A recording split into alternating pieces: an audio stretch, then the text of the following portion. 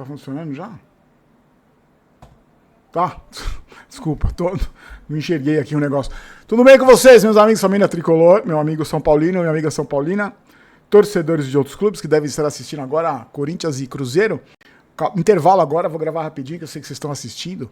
O Corinthians está perdendo de 1-0 e eu tô torcendo pro Cruzeiro, porque é o único jeito, tem que torcer pros outros, pro São Paulo conseguir essa classificação aí pra pré-Libertadores.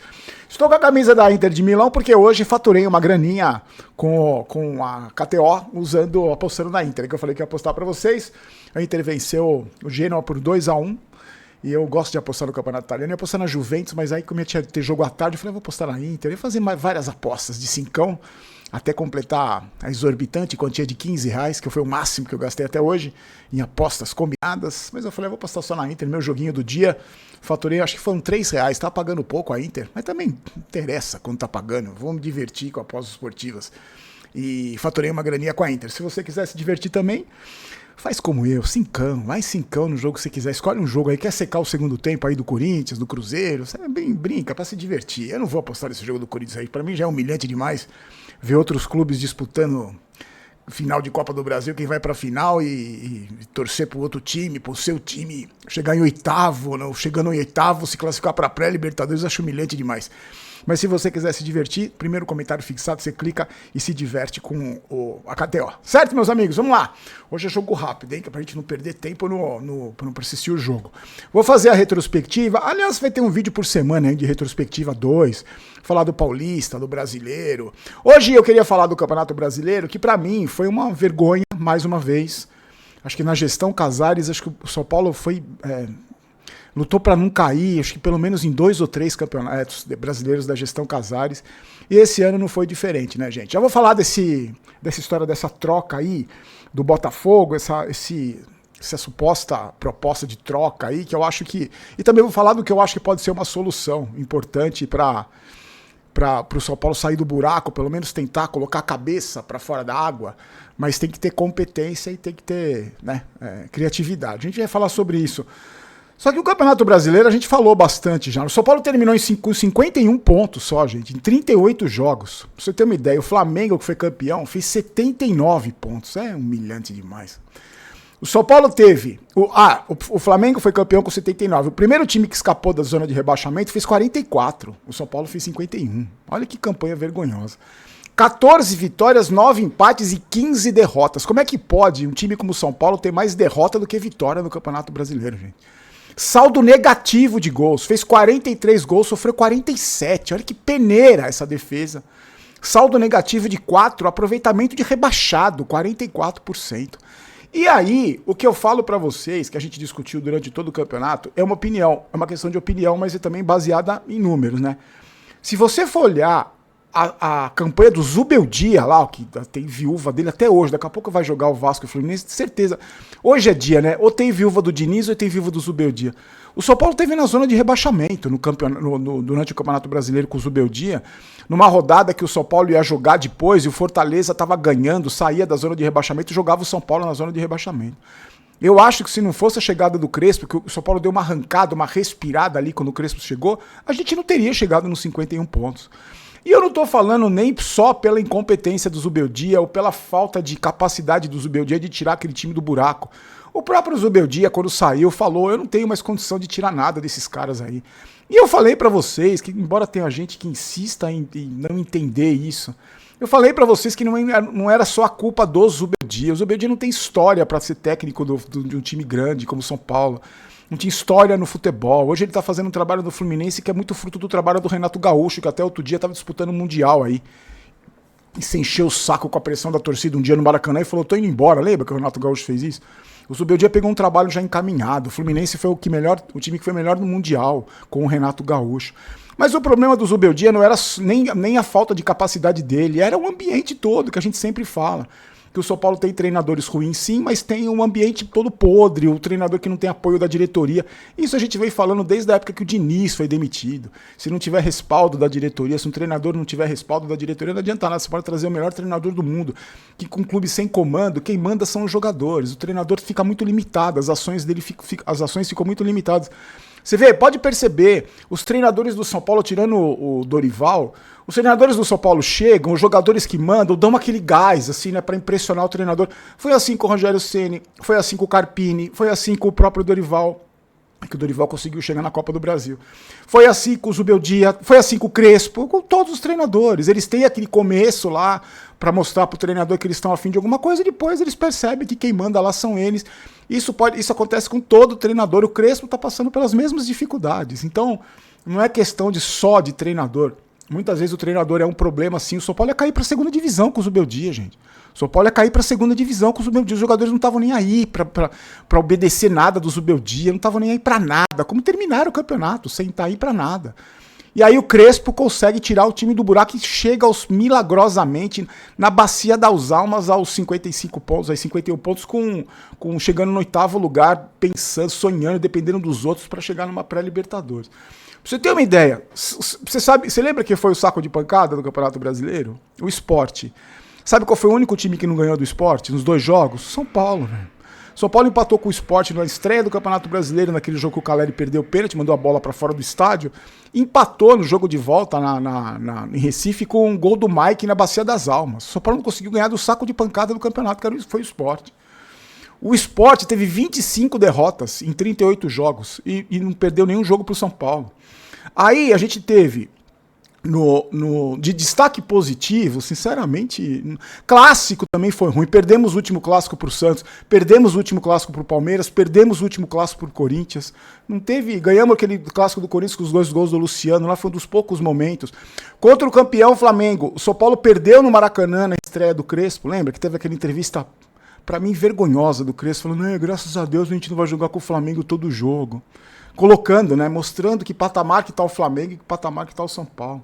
A gente teve, perdeu do Flamengo o primeiro jogo, empatou o segundo, que ajudou o Palmeiras, lembra, na Vila Belmiro, que empatou. E aí teve a goleada pro Vasco, teve a goleada pro dentro de casa pro Vasco, perdeu de 3-0 pro Vasco do Diniz. Teve aquele, o vergonhoso, histórico vergonhoso 6-0 contra o Fluminense. É que para muitos torcedores, para muitos não, mas para alguns torcedores, essas humilhações já fazem parte do pacote São Paulo Casares. Então, como foi o 5-0 do Palmeiras, como foi aquelas humilhações todas. Então, para alguns torcedores nem dói mais. Para mim, por meu tipo de torcedor, é humilhação eterna. Toda vez que a gente vai jogar contra o Fluminense, eu vou lembrar dessa goleada. Como toda vez que vai jogar contra o Corinthians, eu lembro do 6-1, contra o Palmeiras eu lembro do 5-0, contra o Internacional eu lembro daquele 5-1 no Morumbi, lá do Diniz, a maior goleada que o São Paulo sofreu na história. Essa goleada pro Fluminense teve a pior goleada nos últimos 24 anos. Então, para mim, um campeonato brasileiro que você tem, que geralmente é meio que abandonado pelos clubes que estão disputando Copas, né? Principalmente que estão disputando Copas. Para disputar um campeonato brasileiro sem elenco, com elenco podre, com 70 lesões, os caras todos no departamento médico. O São Paulo aposta nas Copas e passa vergonha nas Copas, como passou na Copa do Brasil, perdendo para o clube de Série B, e na Libertadores também, não conseguindo fazer nenhum gol na LDU, tomando 4 gols da LDU, 3 gols da LDU, não fazendo nenhum. E aí você abandona o Campeonato Brasileiro. Se o São Paulo não tivesse abandonado, entre aspas, o brasileiro, teria caído. Porque não tem elenco. Quer dizer, pode até ter elenco para ser meio de tabela do brasileiro. Mas como tem um departamento médico podre, um departamento físico podre, você não tem nem jogador. Então você tem todos os clubes que tem elenco, que tem departamento médico minimamente decente, sofrem com dificuldades, né? Porque são as 3 competições, chega uma hora que você tem que poupar aqui, poupar ali, e o São Paulo não tem nem quem poupar. Porque no clube que tem 70 lesões, você vai correr risco em todo o campeonato que você disputar. Campeonato de pontos corridos que tem rebaixamento, você vai correr risco todo ano, com o departamento médico que tem. Com os jogadores que passam o ano todo no departamento médico, com 70 lesões. Para mim, mais um campeonato brasileiro vergonhoso. Para mim, não existe a menor expectativa de campeonato do São Paulo fazer um campeonato brasileiro minimamente decente. Lembrando que o último título foi em 2008. Olha quantos anos faz que o São Paulo não disputa um título, não conquista um título de campeonato brasileiro. E para mim, esse ano, foi mais uma vez o título glorioso para alguns e time grande não cai. E para o ano que vem, pelo andar da carruagem, vai ser a mesma coisa, porque o São Paulo não vai entrar no Campeonato Brasileiro para ser campeão. Você me desculpa, eu estou falando isso em dezembro de 2025. não vai entrar em 2026 para ser campeão do Campeonato Brasileiro. Eu acho que no Campeonato Brasileiro, pelo jeito que as coisas estão se encaminhando, mais uma vez vai ser lutar para não cair. Mais uma vez vai ser... o título vai ser time grande e não cai. É a minha opinião. E mais uma vez o Campeonato Brasileiro me fez passar muita raiva. Esses últimos jogos aí do São Paulo perdendo tudo, tomando goleada, jogando com desinteresse, não estando nem aí pra nada. Aquele jogo contra o Vitória, o próprio jogo contra o Fluminense, contra o Mirassol, contra o Grêmio, me embrulha o estômago de pensar nesses jogos do São Paulo. Vamos lá, mas em todo caso, ó, eu quero dizer pra vocês, se for feito o que tá sendo planejado, é que sinceramente eu não confio nesses caras do São Paulo Mas solução tem solução. Antes de eu falar sobre isso, eu queria falar para vocês da GoCase, os produtos estão aí, o link está na descrição. Vários produtos em promoção, aproveita bastante, curte, compra um presente para você que chega no Natal bonitinho, apesar dos Correios, os Correios estão me dando uma dor de cabeça na lojinha do Barulho, você não tem ideia. Mas chega para você, compre, invista para você. Eu comprei uma garrafinha do Friends pra Erika, vai chegar aí. Quando chegar eu mostro para vocês. Comprei de presente para ela, porque a Erika quebra todas as garrafinhas que eu dei para ela. Ela pediu uma nova, eu vou oferecer disso de muito bom grado para aquela mão de pau que quebra tudo. Mas compra um presente para você mesmo, se você não quiser... Pode presentear quem você quiser, lógico, mas se você não quiser presentear, compra um presente pra você. Compra essa garrafa aqui pra você, ó, que eu tenho, é uma das mais bonitas que eu tenho da GoCase aqui. E você personaliza, ó, coloca seu nome aqui, fica bonita pra caramba. Essa aqui, a água tá geladinha desde o começo da tarde de hoje. Meus queridos, olha só, teve essa história aí, essa conversa que tá tendo entre São Paulo e Botafogo, né? Cada lugar que eu vejo, cada pessoa que eu converso me passa uma informação diferente. O São Paulo teria oferecido uma lista de jogadores para o Botafogo teria oferecido uma lista para o São Paulo, mas aí os nomes que estão rolando é o Savarino do Botafogo e o Vitinho, lateral, e o São Paulo, Pablo Maia, Rodriguinho e Ferrarese. Eu acho que independente de qualquer coisa, o São Paulo, como sempre, sai perdendo em negociação, então é capaz do Botafogo oferecer 2 jogadores, o São Paulo devolver 20 para eles, é porque realmente a competência não é característica desses caras lá. Só que eu vou pegar um ponto positivo nessa história toda aí, pelo seguinte: num clube falido, num clube caloteiro, que não paga ninguém, que não paga jogador, que foi destruído por essas mesmas pessoas que estão comandando, a criatividade é o que tem que. É a saída. É a criatividade que é a saída. E a competência. E aí que tá o meu medo. Competência com esses caras. Só que eu acho que essa estratégia de troca, pra mim, é fundamental num momento como esse. Porque não é só o São Paulo que deve. Não é só o São Paulo que tem dívidas astronômicas, não é só o São Paulo que tem dificuldade para pagar jogador, não é só o São Paulo que tem dificuldade financeira. Então essas trocas podem ser uma solução, com clubes que também estão passando pela mesma situação. O São Paulo precisa diminuir a folha de pagamento, que é de mais de 30 milhões de reais por mês, precisa diminuir. E, sinceramente, pra mim, na minha opinião, desse elenco aí ninguém serve. Não tem nenhum. Não é que ninguém serve, não é isso. Nenhum jogador do São Paulo desse elenco atual é inegociável. Você fala, não, esse aqui não pode, esse aqui não. Pra mim, nenhum. E é preciso, além de diminuir a folha de pagamento, é preciso você refrigerar esse elenco da maneira da fome desse elenco. Você precisa trazer jogador interessado. É que se bem que eu acho que entra nesse ambiente, entra no ambiente podre do São Paulo, entra num ambiente sem cobrança, sem comando, a gente já viu aí jogadores que tinham uma postura no clube onde eles estavam, vêm pro São Paulo e se acomoda, se encosta aí. A gente viu um monte de jogador aí. Não vou nem falar exemplo pra não citar, não acabar com o seu domingo. Mas a gente já viu. Só que eu acho que essa pode ser uma solução. Você sabe que eu tava assistindo outro dia, ouvindo um podcast, que eu não me lembro o nome do empresário, era um empresário que estava falando sobre, ele é especialista em recuperar a empresa que está quebrada, entre outras coisas, né? Tem loja e tudo. Aí ele estava falando que o maior problema, quando você tem que resolver esses problemas de uma empresa que deve muito, é quando essa empresa não arrecada. Ele explicou assim, é como a gente, é como a pessoa comum. Então, por exemplo, se você tem muita dívida e não entra dinheiro, você tá ferrado, você não tem saída. A tendência é que cada vez mais você se complique mais, porque você, como não entra dinheiro, você vai ter que continuar gastando para comer. E ele falou que na empresa é a mesma coisa. Só que ele falou que a diferença dos clubes de futebol, a grande maioria, é que esses clubes arrecadam muito, eles têm uma capacidade de arrecadar muito dinheiro. E quando você consegue arrecadar muito dinheiro, mesmo que você tenha gastos exorbitantes, segundo esse especialista, você consegue resolver o problema. Você consegue.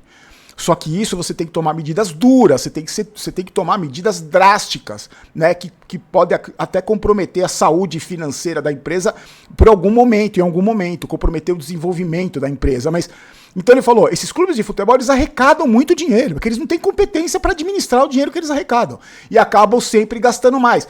E ele usou o exemplo que, assim, uma empresa tem um dono, o dono tá tomando no bolso ali, tá tomando prejuízo no bolso. Um clube de futebol, o presidente vai embora e deixa a bomba pro outro, como aconteceu no São Paulo tantas vezes. Então, eu acho que essa solução de troca de jogador pode ser feita com vários outros clubes. Até porque tem um monte de jogador encostado aí em clube, que não tá afim mais de continuar no clube, que não tem mais ambiente, que o ciclo já acabou. No São Paulo tem uns 500 lá que o ciclo já acabou, os Luciano da vida, os Arboleda da vida. Será que não tem no Botafogo, no Fluminense, no Vasco, no Mirassol, no Racing da Argentina que eles gostam ainda, né? Ou sei lá, você tem que ter essa criatividade. Só que para isso você tem que ter um diretor de futebol bem relacionado, você tem que ter um diretor de futebol que tenha conhecimento de outros clubes, você tem que ter um departamento de scout muito bom, você tem que ter um diálogo muito legal com outros dirigentes, com outros presidentes de clube. Senão você não consegue. Só que eu acho, tá vendo? Isso é uma solução. Essa saída, não sei quem foi que teve essa ideia dessa troca, mas é original, isso é muito bacana. Eu acho que tem que dar crédito para quem teve essa ideia dentro do São Paulo, ou dentro do Botafogo, não sei. Mas isso pode ser um caminho, essas trocas podem ser um caminho. E aí você negocia o salário do cara, quem paga mais, divide ali, aí é negociação. Aí não tem outro jeito. Mas para quem tá devendo, para quem não paga salário de jogador, para quem tem dívida de 1 bilhão, sabe, você pode ter um jogador como o Savarino negociando, que eu acho que tem qualidade, negociando jogadores que já mostraram no São Paulo que não conseguiram render, como o Rodriguinho, por exemplo, que tá aí há 4 anos e tá aí e não consegue render. Então eu acho que pode ser uma solução, sim, talvez essa, para mim, ao meu ver, para mim seja a melhor solução para você conseguir montar um time minimamente competitivo, diminuindo a sua folha de pagamento, mas a gente cai naquela questão. Tem que saber negociar, tem que ter competência para ir atrás de jogadores e clubes, jogadores que caibam no perfil do clube, que sejam aquilo que o treinador necessita. E aí o papel do Crespo vai ser fundamental. E aí eu acredito no trabalho do Crespo, acho que ele tem capacidade para fazer isso. Não sozinho, ele precisa ser amparado. Se não for amparado, tá ferrado. O Pix tá aí, meus amigos. Hoje não teve depósitos no Pix, mas se você quiser nos ajudar, tá aí o Pix. Vou pedir para você se inscrever no canal, para você deixar seu like e a gente volta amanhã, tá? Ó, começou o segundo tempo, vamos acompanhar, vamos torcer pro Cruzeiro, né? Até porque é isso que nos resta, torcer pros outros, secar o Corinthians, é isso que resta. Fique com Deus, forte abraço, um ótimo restinho de domingo para você, a gente se encontra amanhã. Tchau, tchau.